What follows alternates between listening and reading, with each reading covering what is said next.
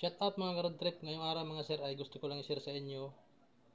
Itong unit na ito kasi ay nagkaroon ng air leak. So, dun sa mga baguhan pa lang sa pagmamaneho ng mga heavy equipment, panoorin nyo ito guys. Kung hindi nyo pa alam kung paano determine kung saan banda yung air leak ng inyong minamanehong heavy equipment na sasakyan.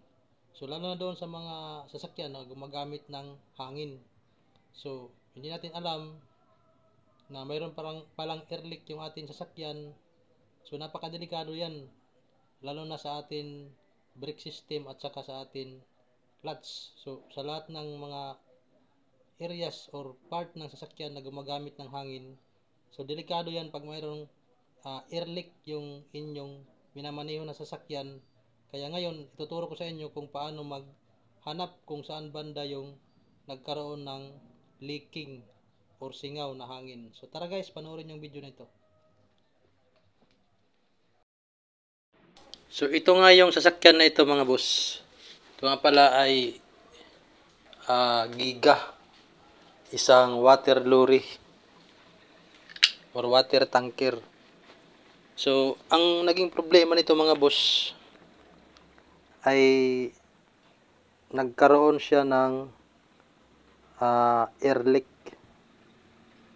Kasi ang dahilan kung bakit nasabi ko nagkaroon siya ng air leak, madaling nauubos yung hangin doon sa, kung makikita nyo kasi yung may gauge naman ng hangin. Pag umaapak kayo ng brake, madali siyang bumababa doon sa panel board. Makikita nyo yan sa kanyang hangin doon sa air gauge. Kaya sa dami ng dinadaanan ng hangin, hindi natin alam kung saan banda yung nag-leaking. So ngayon, ang gagawin ko dito mga boss, para mahanap ko kung saan banda yung leaking, ito lang yung mga gawin nyo. Baka makatulong din sa inyo mga boss. Ayan, kumuha lang ako ng sabon, nilagay ko sa tubig. Tapos paandarin nyo nga pala yung sasakyan nyo, paandarin nyo para magtuloy-tuloy yung karga ng hangin. Tapos yung ginagawa kong yan, nilalagay ko sa mga hose ng hangin para makita ko kung saan banda. Doon sa mga fitting, makita ko kung saan banda yung nagli-leaking.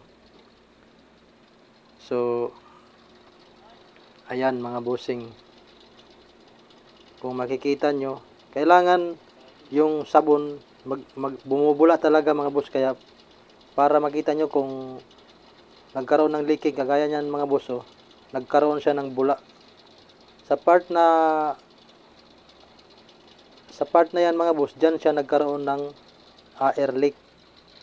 Kaya malaking bagay din yung sabon, kasi kung hindi natin lalagyan yan, kung maliit lang din na mga hangin, hindi mo talaga mararamdaman na may air leak pala. Kaya napakaganda kung ganito yung gagawin nyo. Although maraming paraan ng pagtitesting ng air leak, pero ito yung pinakamadaling paraan na pagtitesting kung saan banda makikita yung air leak. So ayan mga boss, bumubula siya. Ibig sabihin, mayroong hangin lumalabas dyan. So hindi yan maganda mga boss sa isang sasakyan na gumagamit ng hangin para sa kanyang brake. So yun lang mga bossing, sana nakapagbigay ako sa inyo, nakapag-share ako sa inyo ng tips kung paano maghanap ng air leak ng atin minamanehong sasakyan.